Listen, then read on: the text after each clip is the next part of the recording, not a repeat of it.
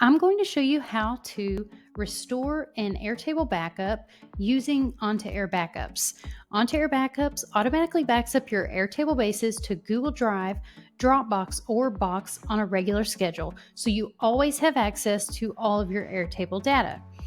In this case, we're going to restore an Airtable base that we've already backed up to a brand new Airtable base. On2Air Backups also has an option for you to restore your data into the existing Airtable base, and you can watch our other video tutorial on that one. So in this case, we have already backed up the Blue Gear Ski Store Marketing Airtable base. We've already done the backups with On2Air Backups, which is a requirement before restoring your base. So now we're going to go to the On2Air web app at app.on2air.com.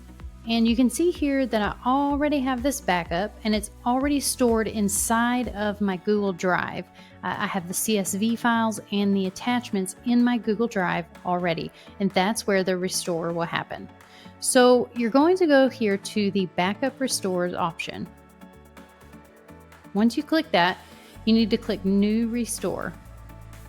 Now, we created that backup in On2Air Backups, so we're going to choose that backup project. In this case, it was actually called Retail, Ecom and Marketing, and then we had two bases inside of that project, but we only want to restore this one. You can restore one at a time. Now, we've created several backup versions of this base, and you can see here all the options. So you can choose from maybe your most recent backup, or if you need to choose another backup, you can do that as well. I'm just going to choose this second one here. And I'm presented with all of the tables in the base. By default, all of the tables will be restored to a new Airtable base, but you can also pick and choose which ones you want to restore. Click Next. This is the Airtable connection where we already pulled the base from. Now you can actually restore a base into a brand new workspace if you need to. By default, it's going to choose the Airtable connection that you already have. We're going to leave the Create New Base option enabled. You can see that it's going to rename it to Blue Gear Ski Store Marketing Restore. Now we're going to have to put in a workspace ID. Airtable does not provide that via their API, so it's something you're going to have to grab manually. But all you have to do is go back to your main Airtable workspace where you're going to pull the information from. So in this case, we'll just click this one, and it's actually going to be this right here where it starts with a W and then ends with some value. Don't include this question mark. Paste that in. And if you do get it wrong, it will tell you that you need a valid workspace ID. Now click Next. And this just gives you a quick overview of what you're restoring and where you're restoring it to. So you can see here, we're pulling it from that backup project, that specific base, all the tables, and then we're going to create a new base. This is going to be the base name. This is the workspace it's going to go into, and then we'll create a link to all the attachments in your Google Drive, Dropbox, or Box. We don't upload the attachments directly into your base. We provide a link to them inside of your storage drive. Once you're good with that, click Begin Import.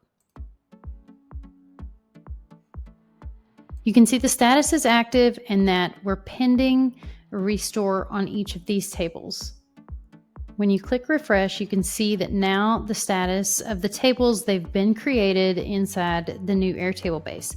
The status of the entire restore is still processing, so we're still going to wait on that to finish.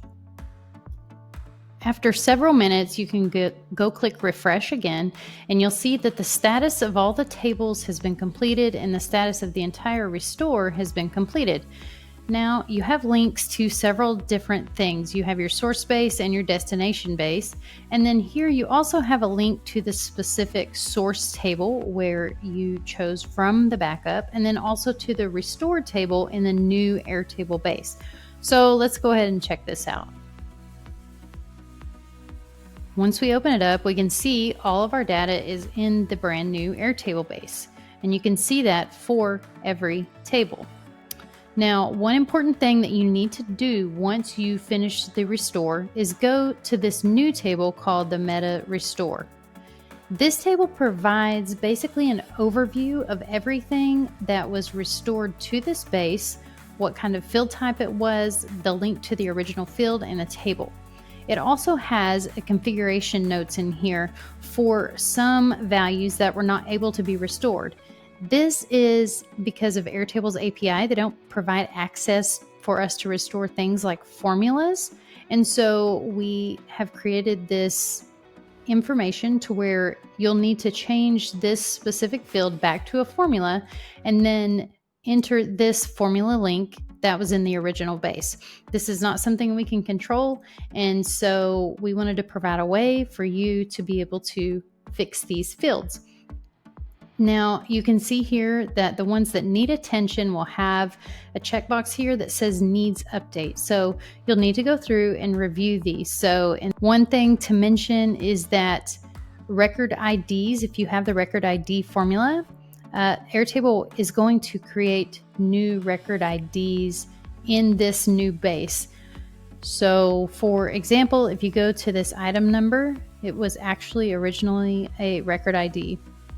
I would probably leave that one as is and then create a new field called record ID so that these values don't change because it is in a new base.